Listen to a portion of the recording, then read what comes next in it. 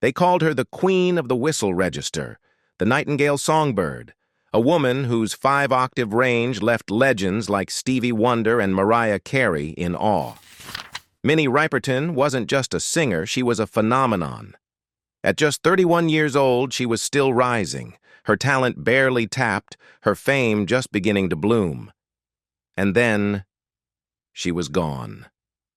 Today, we take you inside what remains of her life, the mysterious, long-forgotten home she left behind, the quiet legacy she built, and the haunting truth behind her final days.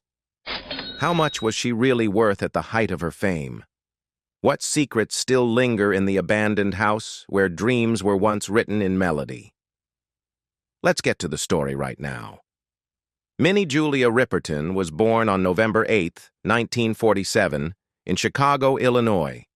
She spent her childhood in the Bronzeville neighborhood on the South Side, a community rich with cultural history and home to many future legends. Nat King Cole moved there as a child, and over the years, names like Sam Cooke, Lou Rawls, Dinah Washington, Quincy Jones, and Herbie Hancock would all be linked to that same vibrant area. Minnie was the youngest of 8 children. Her mother stayed at home to care for the family, while her father worked long hours as a Pullman porter on the railroad. From the very beginning, Minnie stood out. She was the kind of child who was always singing, whether it was for visiting relatives, neighborhood friends, or simply to herself while playing outside. Music wasn't just something she loved, it was something she lived.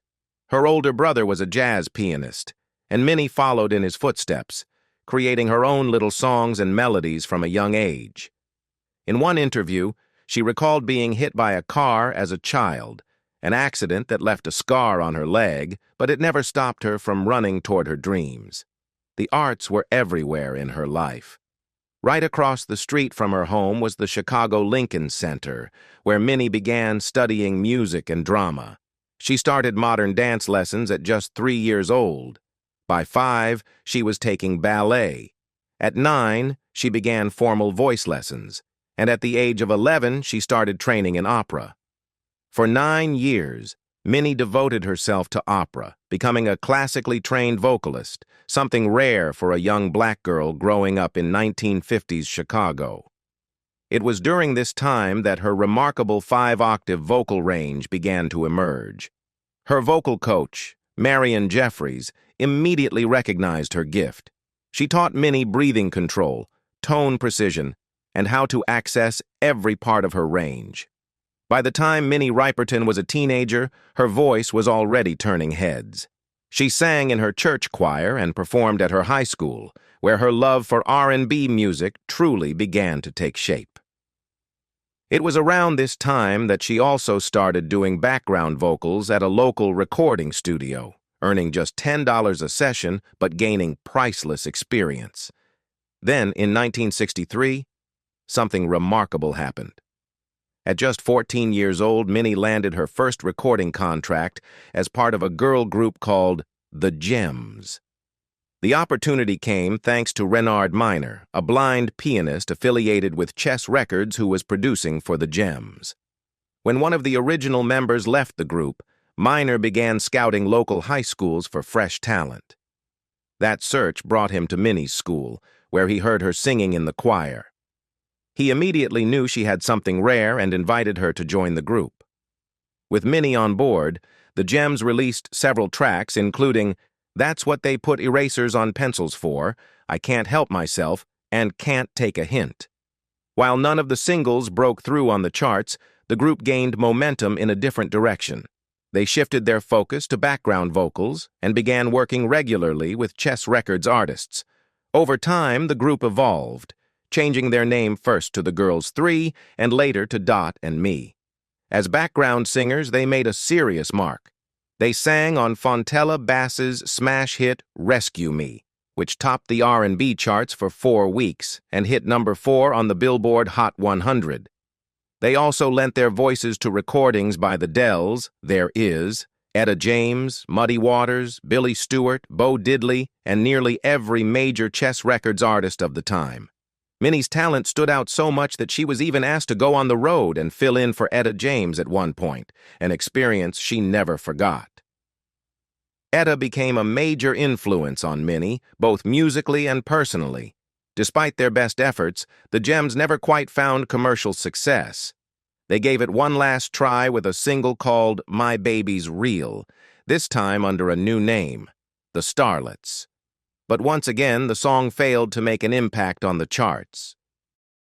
Eventually, the group disbanded. The simple truth was, Minnie's voice was in a league of its own. Her talent had begun to eclipse the group, and it became clear she was destined for something bigger. While the other members moved on, Minnie stayed with Chess Records. The label saw her potential and didn't want to let her go. They offered her a job as a front desk receptionist and part-time secretary, all while quietly planning her next step. Everyone at Chess knew they were sitting on a rare vocal treasure. Minnie also began to explore other avenues. She appeared in a Coca-Cola commercial and recorded jingles for WVON, the radio station owned by Chess. It was during this time that she was taken under the wing of Billy Davis, the A&R director at the label. Davis believed in her deeply and began shaping her solo career. As part of a rebranding effort, he temporarily changed her stage name to Andrea Davis. Under that name, Minnie released a few early tracks, including Lonely Girl and You Gave Me Soul. Later in her journey, Minnie Riperton crossed paths with a visionary named Marshall Chess, the son of Chess Records founder Leonard Chess. Marshall had just launched a new imprint called Cadet Concept Records, and he had a bold idea: to create an interracial psychedelic soul jazz band that would reflect the rebellious spirit of the late 1960s counterculture. The band was called Rotary Connection, and Minnie was his first call to be the lead vocalist. She said yes. With Minnie at the helm, Rotary Connection recorded 6 albums, blending soul, jazz, and experimental rock in a way that was far ahead of its time. They didn't just make music, they made waves. The group opened for giants like Led Zeppelin, the Rolling Stones, John Lennon, and Janis Joplin. They even served as the backing band on tour for blues legends Muddy Waters and Howlin' Wolf. It was during this electric, genre-bending chapter of her life that Minnie met the man who would change everything: Richard Rudolph, a young songwriter and producer. They met in the most unexpected cinematic way. Minnie was performing with Rotary Connection at a theater that Richard happened to be managing. After the show, as Richard walked down the stairs, he looked up, and there she was, standing at the top. Their eyes met, and in that instant, something clicked. According to those close to them, it was love at first sight. They didn't speak right away, but they didn't have to. The connection was already there. Of course, this was the 1960s, and interracial relationships were still widely frowned upon.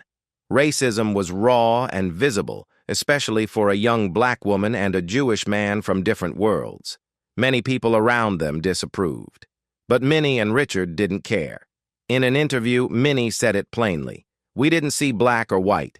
He's Jewish, and in the South, a Jew isn't white either. I just saw him."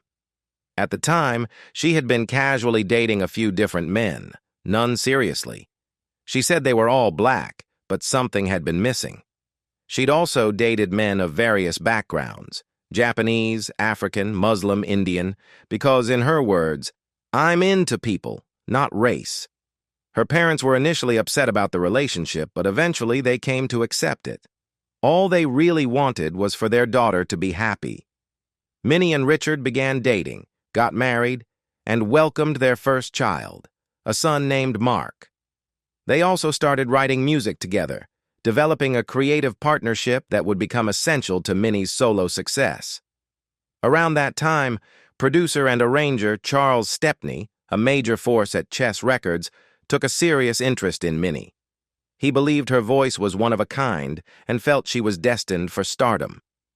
Stepney began working closely with her, helping shape her sound and vision as she prepared to step out of the group dynamic and into the spotlight. On September 23, 1970, Minnie Riperton released her debut solo album, Come to My Garden. It was a lush, orchestral collection, filled with live instrumentation and layered harmonies that showcased the full beauty of her vocal range. The album was a deeply personal and artistic statement, elegant, ethereal, and unlike anything else on the market at the time. But despite its artistry, Come to My Garden didn't make a splash on the charts. It quietly came and went, underappreciated in its moment. Around that same time, Minnie's group, Rotary Connection, was dropped from Chess Records, leaving her at a crossroads in both her solo and group career. Still, she didn't stop making music. Minnie later shared that many record executives were initially interested in signing her until they met her in person. Once they realized she was black, their enthusiasm vanished. Some even told her bluntly that they didn't know how to market her and that her name didn't sound black enough. Frustrated and disillusioned, Minnie and her husband Richard Rudolph decided to leave Chicago behind. They moved to Gainesville, Florida, hoping for a fresh start. In Chicago, no one would rent to them because they were an interracial couple. Even in the late 60s and early 70s, that kind of relationship still sparked judgment and exclusion. In Florida, Minnie stepped back from the music industry. She wasn't done with music, but she shifted her focus to family. She embraced motherhood, raising their growing family, which now included their second child, Maya Rudolph. But it wasn't a full retirement. Behind closed doors, Minnie and Richard continued to write songs together, keeping the creative flame alive. Then, in 1973, a twist of fate brought Minnie back into the spotlight. A man named Steve Slutza, a college rep for Epic Records, had long been a fan of Rotary Connection. He'd been looking for Minnie ever since the group disbanded. Eventually, he heard she was living in Florida. He tracked her down, and once he found her, took one of her old demo tapes back to Epic Records. The label executives loved what they heard. They quickly arranged to fly down and meet Minnie in person. During that meeting, she performed Seeing You This Way, live and unfiltered. Her performance floored them. That was all it took. Minnie signed a new record deal with Epic. The family packed up and moved to Los Angeles, where her second shot at stardom was about to begin. When Epic asked who she wanted to collaborate with on her upcoming album, Minnie didn't hesitate. "I want to work with Stevie Wonder," she said. She had admired Stevie for years, not just for his music, but for his vision and artistry. They had actually crossed paths back in 1971, backstage at a show in Chicago where she had been working with Quincy Jones. Stevie had heard her sing and told her, "Your voice is like an angel. It's a dream to work with you." But now, in 1973, Stevie Wonder was on fire. He had just released Talking Book, a groundbreaking, chart-topping album. That record featured massive hits like You Are the Sunshine of My Life, which won a Grammy and reached #1, and Superstition, which did the same, and took home 2 more Grammys. There was also the beautiful ballad You and I, We Can Conquer the World, another standout. Right after releasing Talking Book, Stevie Wonder dropped another classic, Inner Visions. He was on top of the world, but to Minnie Riperton's surprise, when she finally got in touch with Stevie and spoke to him on the phone, he wasn't too busy at all. In fact, he was thrilled to hear from her, so much so that he told her, "Come to the studio right now." He wanted her to sing background vocals on his new album. Minnie jumped at the chance. She ended up contributing vocals to the track It Ain't No Use, alongside Denise Williams, as part of Stevie's backing group Wonderlove. She also lent her voice to another Stevie Wonder gem, Creepin'. From there, their creative bond only grew stronger. Eventually, Stevie agreed to produce Minnie's entire album, and he did it completely free of charge. He refused to take a dime. That decision didn't sit well with Berry Gordy, the founder of Motown. Gordy wasn't a fan of his star artist working with talent outside the label, but Stevie didn't back down. Instead, he simply used a pseudonym for the album credits, El Toro Negro, from Scorbu Productions. For Minnie, working with Stevie was more than just a professional collaboration. It was a deeply personal and joyful experience. The two became close friends. Stevie would come over to her home often, where he'd thumb wrestle with her dad, her brother, and Minnie herself. He loved her cooking and made himself right at home. One day, even John Lennon of the Beatles dropped by the studio to meet with Stevie. As soon as he heard Minnie singing, he stopped in his tracks. He was completely captivated, just stood there listening in awe.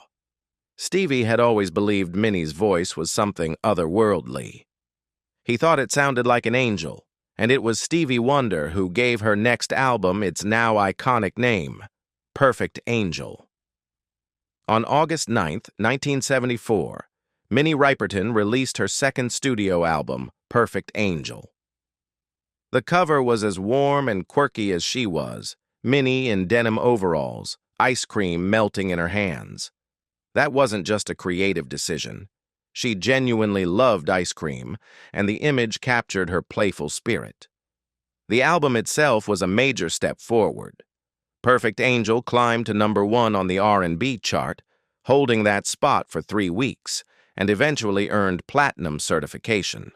But its rise to greatness didn't happen right away. The first 3 singles, Reasons, Every Time He Comes Around, and Seeing You This Way, barely made a dent on the charts.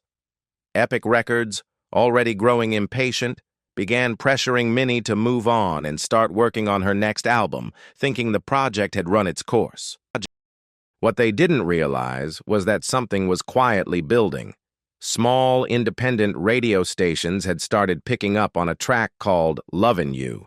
It wasn't meant to be a major single, but when Minnie performed it live, something magical happened. Couples in the audience would hold hands, lean on each other, and fall into this shared emotional trance. The song struck a deep romantic chord. Epic took notice, and finally decided to release Lovin' You as the 4th single. That's when everything changed. Within 3 months, the song skyrocketed, #1 on the U.S. Billboard Hot 100 Pop Chart, #2 on the UK Singles Chart, #3 on the Billboard R&B chart. It became the defining hit of Minnie Riperton's career. The song had deeply personal roots.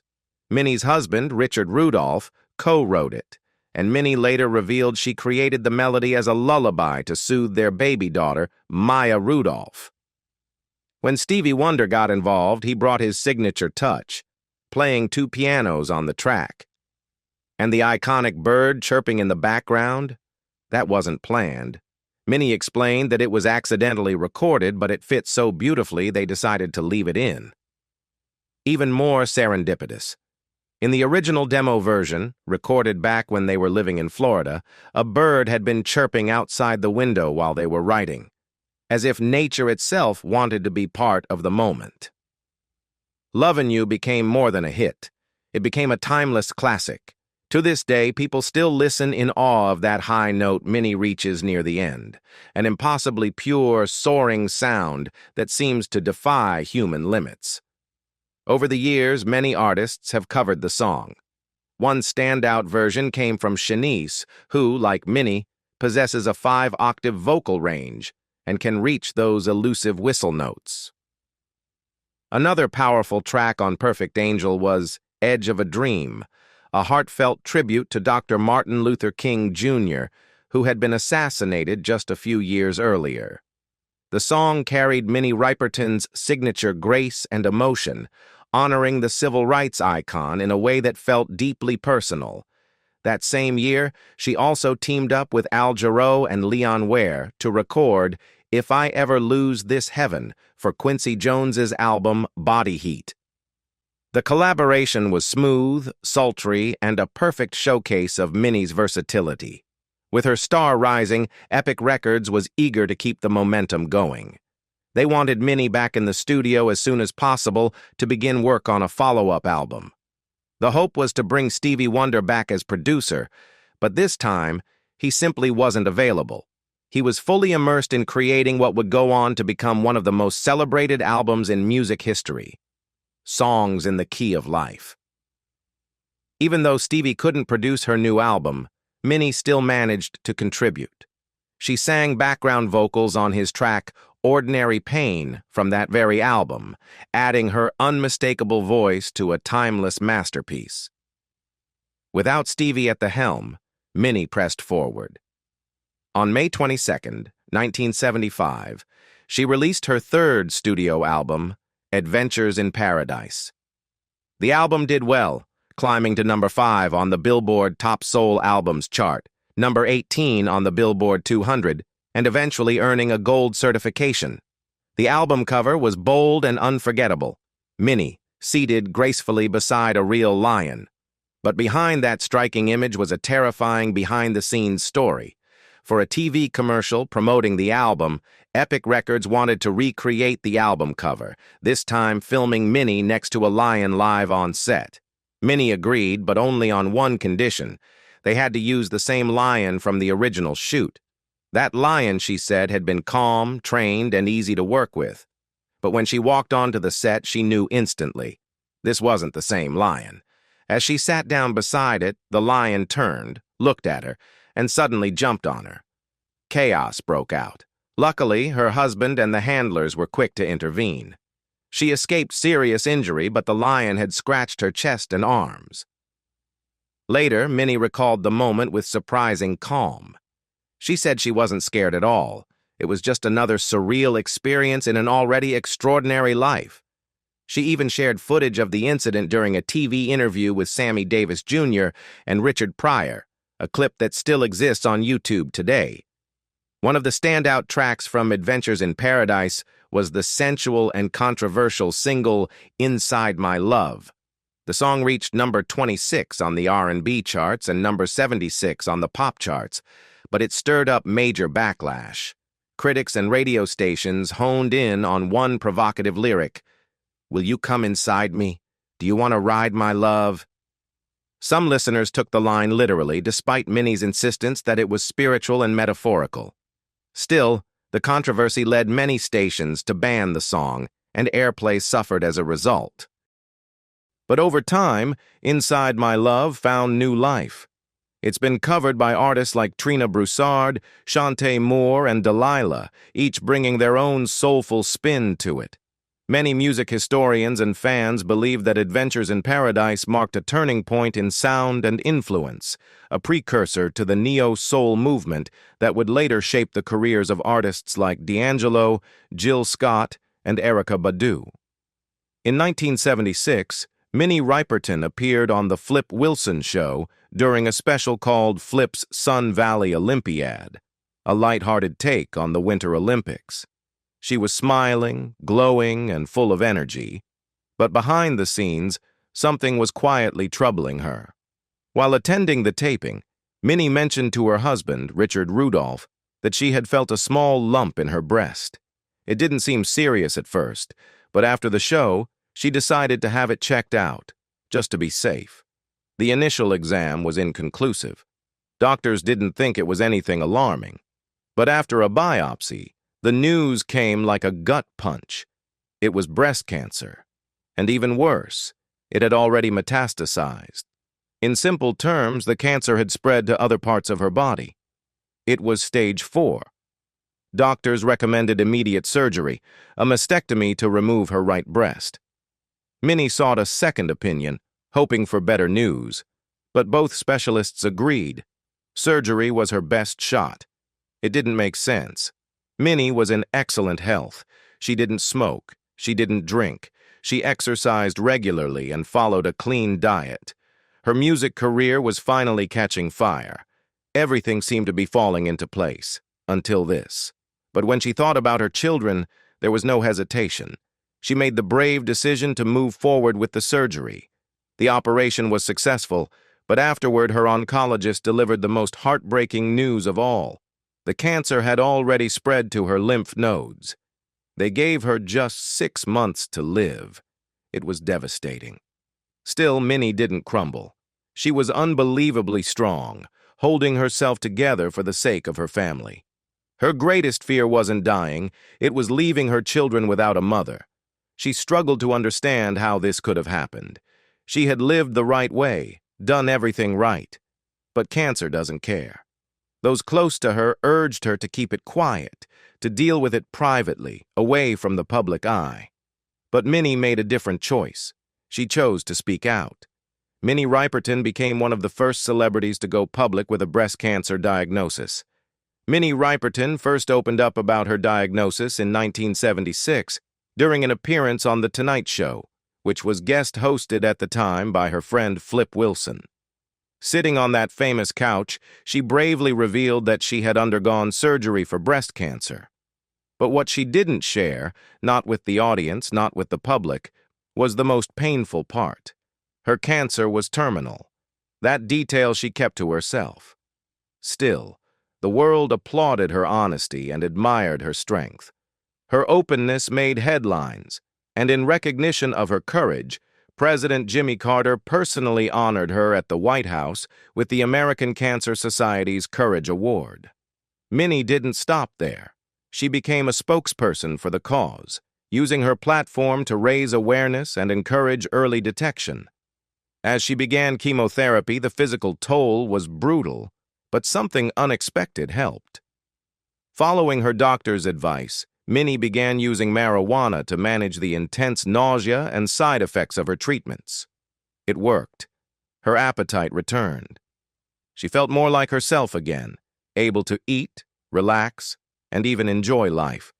She threw herself back into health and creativity. A longtime friend of tennis legend Arthur Ashe, Minnie played tennis regularly and started developing a clothing line. Despite everything, she stayed positive and determined to keep moving forward. In 1977, she released her fourth album, Stay in Love, a romantic fantasy set to music.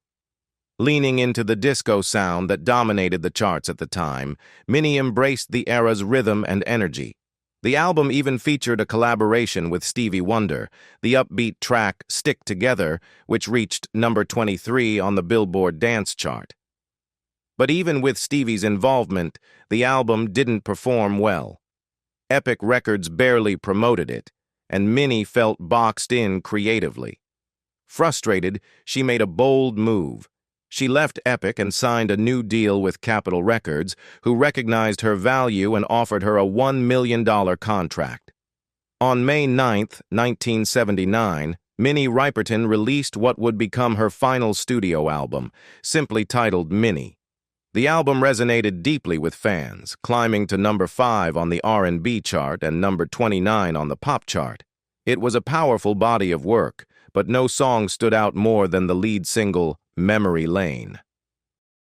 Haunting and heartbreakingly beautiful, Memory Lane remains one of Minnie's most iconic songs. If you listen closely to the lyrics, it almost sounds like a farewell, as if she knew her time was running out. In the music video, her sadness was visible. She looked as if she were carrying something heavy, a weight no one else could see. Even in the midst of worsening illness, Minnie continued to perform. But soon, she began experiencing severe pain in her right arm. Doctors discovered a tumor. Chemotherapy took a harsh toll. It caused her hair to fall out, her energy to drop, and her body to ache constantly. Still, Minnie refused to wear a wig. She faced her battle head-on, even when it meant dealing with depression and exhaustion in silence. Those closest to her were in awe. They couldn't understand how she managed to stay so strong, so composed. The truth is, Minnie never told fans, or even her own parents, that she was dying. She didn't want sympathy. She wanted people to support her music because they loved it, not because they felt sorry for her. Her mother later said she had no idea her daughter was dying. Minnie called her regularly, always cheerful, always full of light. That was who she was, resilient, radiant, and selfless. More than anything, she didn't want to leave her children.